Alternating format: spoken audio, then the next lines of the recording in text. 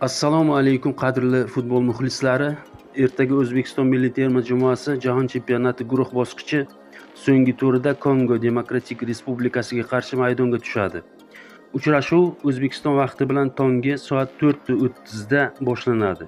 Uchrashuvdan oldin tashkil etilgan matbuot anjumanida bosh murabbiy Fabio Cannavaro va Eldor Shomurodov ishtirok etib, quyidagi fikrlarini bildirishdi. Fabio Cannavaro: Kongo ham juda ajoyib jamoa, tajribaga ega, jismoniy yaxshi shakllangan jamoa. Biroq biz ularni yutish uchun harakat qilamiz. Ertaga o'yin boshqacha bo'ladi. Chunki biz ikkita eng yuqori darajadagi raqiblar bilan o'ynab bo'ldik. Oxirgi o'yin ham oson kechmaydi. Uni tahlil qildik. Birinchi bahsda Yusupov yaxshi o'yin ko'rsatdi.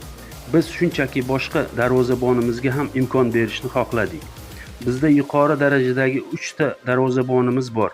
Men barchaga imkoniyat berishga harakat qilyapman. Chunki bu juda muhim tajriba hisoblanadi.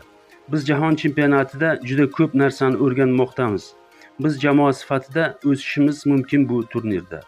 Chunki yuqori darajadagi raqiblarga qarshi o'ynab keldik.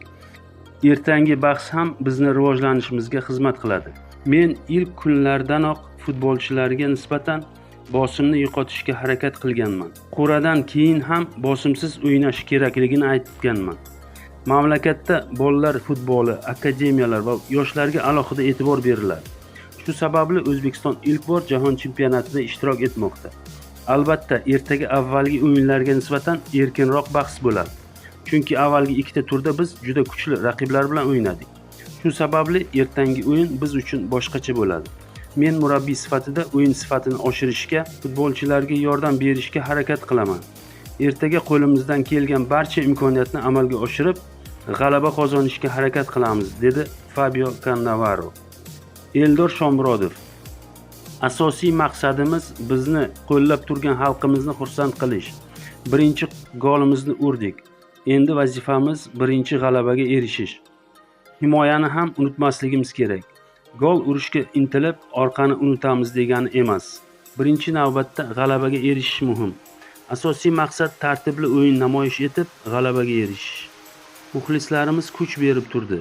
Nafaqat stadiondagi, balki O'zbekistondagi ishqibozlarning ham qo'llab-quvvatlab turishlarini his qildik. Ularga albatta minnatdorchilik bildiramiz va ularni keyingi o'yinda xursand qilishga harakat qilamiz, dedi Eldor Shomurodov.